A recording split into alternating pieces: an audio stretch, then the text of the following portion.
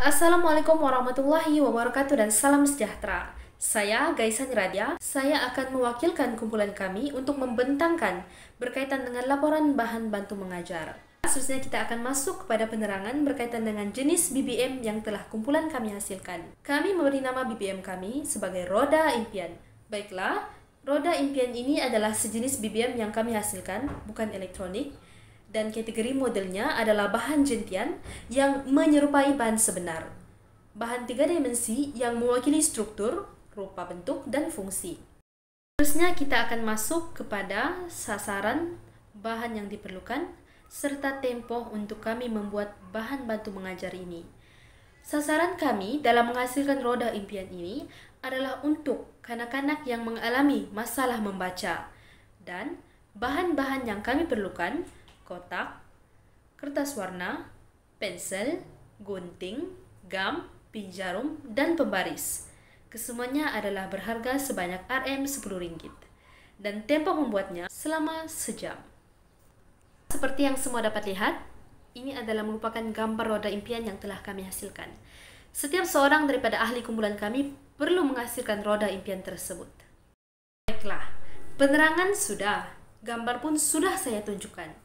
Seterusnya, saya akan menerangkan proses pelaksanaan roda impian kami. Pertama sekali, pelajar perlulah memutarkan roda tersebut sebanyak 1 kali, dan setelah roda tersebut berhenti pada suku kata tertentu, pelajar perlu melengkapkan suku kata tersebut menggunakan huruf vokal di dalam anak panah yang terdapat di tengah-tengah roda impian. Dan langkah terakhir yang perlu pelajar lakukan ialah membaca dan menyebut perkataan yang telah lengkap. Kita akan pergi kepada tayangan video.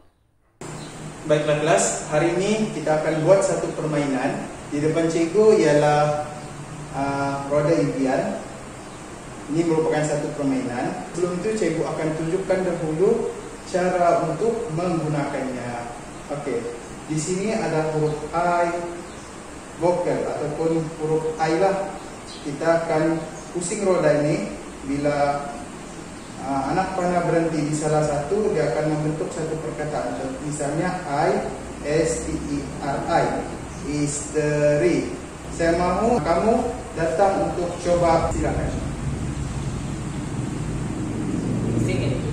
Pusing.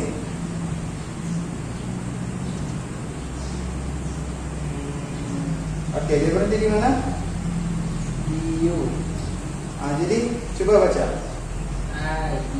Ibu. Ibu. Ibu. Okey, sekali lagi.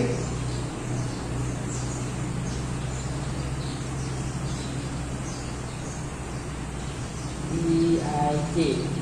Okey, coba eja dengan I. I-I-T-T. Betul. Melalui video dan penerangan saya berkaitan dengan bahan bantu mengajar kumpulan kami, terdapat 2 kaedah membaca yang sangat jelas kami gunakan, yaitu yang pertama, membaca bebas, yang mana pelajar perlu memilih bahan bacaan yang dibacanya yang disediakan oleh guru dan membacanya tanpa bantuan guru dan hanya memerlukan bantuan guru secara minimum.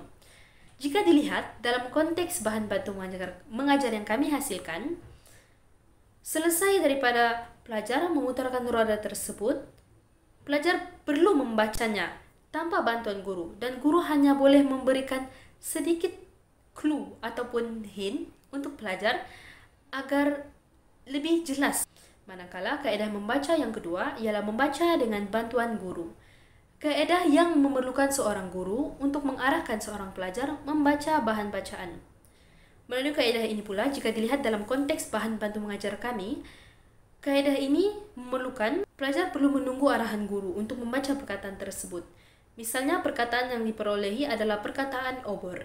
Pelajar perlu diarahkan oleh guru untuk membaca perkataan tersebut dan barulah pelajar mengikuti guru untuk membaca.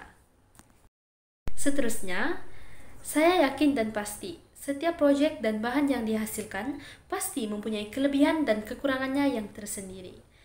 Pertama sekali saya akan menerangkan berkaitan dengan kelebihan roda impian. Yang pertama, mewujudkan atau menghasilkan proses pengajaran dan pembelajaran yang berkesan dan menarik di dalam bilik darjah. Yang kedua, membantu serta memudahkan para guru untuk memberi kefahaman kepada pelajar semasa proses PDP tentang objektif pembelajaran yang sedang berlangsung. Yang ketiga, bahan bantu mengajar yang berkonsepkan roda impian mampu mencetuskan minat pelajar. Dan yang keempat, mewujudkan persekitaran pembelajaran di bilik darjah yang lebih hidup. Roda impian yang kami hasilkan juga mempunyai kelemahannya yang tersendiri, yaitu yang pertama, tidak menepati kecanggihan penggunaan teknologi yang ada pada masa kini. Yang kedua, mengehatkan pengetahuan murid tentang perkataan. Seperti yang dipaparkan dalam gambar dan juga video sebentar tadi, kami cuma terdapat 4 perkataan dalam roda impian tersebut. Dan yang ketiga, mudah rosak dan mudah hilang jika tidak disimpan dengan baik. Dan keempat, tidak mesra pengguna. Seterusnya, kita akan beralih kepada kepentingan dalam penggunaan BBM. Yang pertama, penting dalam membantu menarik minat pelajar dengan kandungan pembelajaran. Yang kedua, penting dalam meningkatkan pengetahuan dan kemahiran pelajar. Hal ini karena kewujudan BBM jenis elektronik seperti komputer yang mampu membuatkan pelajar menelusuri sesuatu subjek itu dengan lebih mendalam jika mereka melayari internet. Yang ketiga, penting dalam membantu guru mempelbagaikan bentuk pengajaran. Dan yang keempat, penting dalam membantu daya kreativiti guru dan juga pelajar. Karena kewujudan jenis BBM bukan elektronik yang mampu mengasah kemahiran dan kreativiti pelajar untuk menghasilkan sesuatu yang berada di luar daripada pemikiran mereka. Selesailah sudah pembentangan saya pada hari ini. Terima kasih kepada Dr. Aliza dan rekan-rekan sekalian. Semoga berjumpa lagi di masa akan datang.